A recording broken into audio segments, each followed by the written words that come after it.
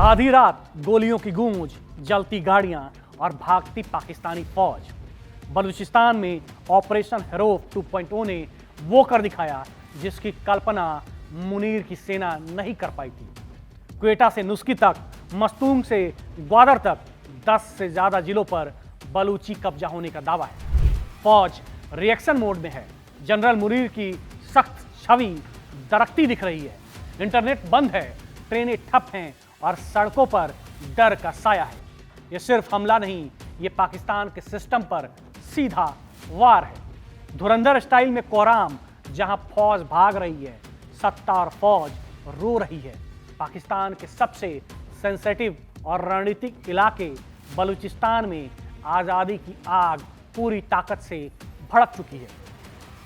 जिस धरती से सालों से महिलाओं के अपहरण, युवाओं की रहस्यमयी हत्याओं और लापता लोगों की खबरें आती रही हैं, उसी धरती पर अब बंदूकें बोल रही हैं और निशाने पर है पाकिस्तानी फौज। बलूचिस्तान लिबरेशन आर्मी यानी बीएलए ने अपने सबसे बड़े और खौफनाक अभियान ऑपरेशन हेरोप 2.0 का आगाज कर दिया है। बीएलए का दावा है कि इस ऑपरेशन के तहत 10 से ज्यादा जिलों पर कब्जा कर लिया गया है। अगर ये दावा सही है तो ये सिर्फ एक हमला नहीं बल्कि पाकिस्तान की संप्रभुता पर सीधा सवाल है। लेकिन इस्लामाबाद की सत्ता और रावलपिंडी की फौज इसे कबूल करने को तैयार नहीं है। हमले के कुछ ही घंटों बाद पाकिस्तानी सुरक्षा अधिकारियों ने बयान जारी किया। दावा किया गया कि 67 विद्रोहियों को मार गिराया गया। आईएसपीआर और शहबाज मुनीर की जोड़ी इस दावे को बड़ी जीत की तरह बेचने में जुट गई। लेकिन सवाल यह है कि अगर ये जीत है तो फिर 10 से ज्यादा जिले कैसे हाथ से निकल गए? प्रशासनिक अफसर विद्रोहियों के कब्जे में कैसे आ गए? पूरे प्रांत में इंटरनेट और मोबाइल सेवाएं क्यों बंद करनी पड़ी? शनिवार तड़के करीब 3 बजे जब पूरी दुनिया गहरी नींद में थी, तब बलूचिस्तान में मौत जाग चुकी थी। बीएलए की मजीद ब्रिगेड के फिदायीन लड़ाकों ने एक साथ क्वेटा, ग्वादर, मस्तूंग और नुस्की जैसे अहम शहरों को निशाना बनाया। सड़कें गोलियों की आवाज से गूंज उठी, सैन्य काफिले फूके गए, चेकपोस्ट तबाह कर दिए गए। बीएलए के मुताबिक इस हमले में कई पाकिस्तानी सैनिक मारे गए और 10 से ज्यादा जिलों पर विद्रोहियों का कंट्रोल कायम हो गया। पाकिस्तानी सुरक्षा एजेंसियों ने माना कि इस भीषण मुठभेड़ में कम से कम 10 सुरक्षाकर्मी मारे गए। 24 से ज्यादा जवान गंभीर रूप से घायल हैं। यानी जिस जीत का ढोल पीटा जा रहा है उसकी कीमत पाकिस्तान को खून से चुकानी पड़ी है। एक तरफ पाकिस्तानी सेना कह रही है कि 67 विद्रोही मारे गए, दूसरी तरफ बीएलए का दावा है कि 84 पाकिस्तानी फौजी मारे गए, 18 जवानों को जिंदा पकड़ लिया गया है। और इस दावे को हवा देने के लिए सोशल मीडिया पर ऐसे वीडियो वायरल हो रहे हैं जिनमें नुस्की के डिप्टी कमिश्नर खुद विद्रोहियों के कब्जे में नजर आ रहे हैं। अगर ये सच है तो ये सिर्फ सुरक्षा नाकामी नहीं, ये पाकिस्तान के प्रशासनिक ढांचे पर जोरदार तमाचा है। मस्तूंग जिले में जो हुआ उसने इस पूरे ऑपरेशन को और खतरनाक बना दिया। बीएलए के लड़ाकों ने डिस्ट्रिक्ट जेल पर धावा बोला, कम से कम 30 कैदियों को छुड़ा लिया, वहां मौजूद भारी मात्रा में हथियार और गोला बारूद लूट लिया और फिर सब पहाड़ों की तरफ गायब हो गए। यानी ये हमला सिर्फ फौज पर नहीं था, ये हमला था पाकिस्तान के पूरे सिक्योरिटी सिस्टम पर। हालात हाथ से निकलते देख पाकिस्तान सरकार ने पूरे बलूचिस्तान में मोबाइल और इंटरनेट सेवाएं बंद कर दी। ट्रेनों की आवाजाही रोक दी गई है। कई इलाकों में अघोषित कर्फ्यू जैसे हालात बना दिए गए।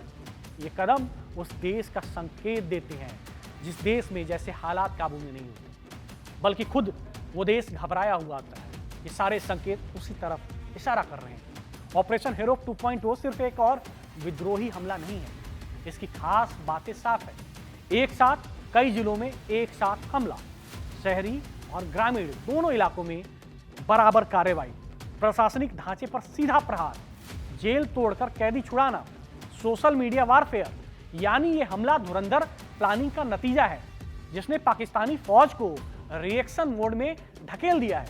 मुनीर की पावरफुल सेना सवालों के घेरे में जनरल असीम मुनीर को अब तक एक सख्त और पावरफुल आर्मी चीफ के तौर पर पेश किया जाता रहा है। लेकिन बलूचिस्तान की तस्वीर कुछ और कहानी कर रही है। अगर 84 सैनिकों के मारे जाने का दावा झूठा है तो उसे झुठलाने के ठोस सबूत कहां हैं? और अगर सच है तो फिर ये मुनीर की सबसे बड़ी हार क्यों नहीं मानी जाए? आज सबसे बड़ा सवाल यही है कि क्या पाकिस्तान के हाथ से निकल रहा है बलूचिस्तान? एक तरफ विद्रोही 10 जिलों पर कब्जे का दावा कर रहे हैं, दूसरी तरफ फौज लाशों की गिनती में उलझी है। बलूचिस्तान अब सिर्फ एक प्रांत नहीं रहा, ये पाकिस्तान के लिए सबसे बड़ा आंतरिक युद्ध क्षेत्र कुरुक्षेत्र बन गया है। और इतिहास गवाह है कि जब किसी देश में फौज अपने ही नागरिकों से लड़ने लगे तो जीत चाहे किसी की हो, हार उस मुल्क की तय मानी जाती है। ऑपरेशन हेरोप 2.0 ने यही साबित कर दिया है। बलूचिस्तान अब सुलग नहीं रहा, बलूचिस्तान फट चुका है। आज बलूचिस्तान सिर्फ एक प्रांत नहीं, पाकिस्तान के लिए सबसे बड़ा आईना बन चुका है। ऑपरेशन हेरोप 2.0 ने साफ कर दिया है कि ये जंग अब चुपचाप दबने वाली नहीं है। 10 से ज्यादा जिलों पर कब्जे के दावे, प्रशासनिक अफसरों की बेबसी, जेल टूटना, कैदियों को छुड़ाना और सड़कों पर पसरा सन्नाटा, ये सब मिलकर एक ही कहानी कहते हैं कि सिस्टम पाकिस्तान का हिल चुका है। मुनीर की तख्त हिल रही है, शहबाज की तख्त हिल रही है। मुनीर की सेना जीत के आंकड़े गिनाती रही, लेकिन जमीन पर तस्वीर उल्टी दिख रही है। इंटरनेट बंद करना, ट्रेनों को रोकना और शहरों को सील करना, ये ताकत की नहीं, डर की निशानियां हैं। बलूच विद्रोहियों ने बता दिया है कि लड़ाई अब पहाड़ों तक सीमित नहीं है, शहरों की धड़कनों में घुस चुकी है। आज सवाल सिर्फ लाशों की गिनती का नहीं, सवाल भरोसे का है। क्या पाकिस्तान अपने ही सबसे बड़े प्रांत पर पकड़ बनाए रख पाएगा? ये बहुत बड़ा सवाल है। भागती फौज और रोती सत्ता के बीच बलूचिस्तान ने अपना संदेश दे दिया है, और ये संदेश साफ है। हेरोप 2.0 अंत नहीं, एक नए दौर की शुरुआत है। और जब आग एक बार फैल जाए तो उसे बयानबाजी से नहीं, सच से ही बुझाया जाता है, जो फिलहाल इस्लामाबाद के पास दूर दूर तक नजर नहीं आता है।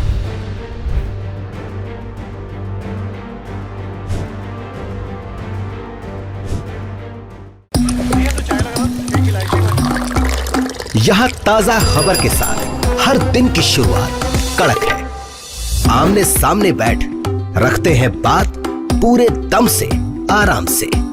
चर्चा होती है बेधड़क। यहाँ किस्से कहानियों में बोल सरल और अंदाज बेहद कड़क मिलता है। जीने में एक तेवर है जो आता है सही ज्ञान, जानकारी और उससे कमाई कड़क नोट से। इधर मौके पर चौका नहीं, छक्का लगा जलवा दिखाते हैं। कड़क क्रिकेट से अपने रोमांच को जो बढ़ाते हैं। यहाँ की हर बात का मिजाज एक है, मिजाज कड़क। आपका अपना YouTube चैनल कड़क, लाइव बेधड़क।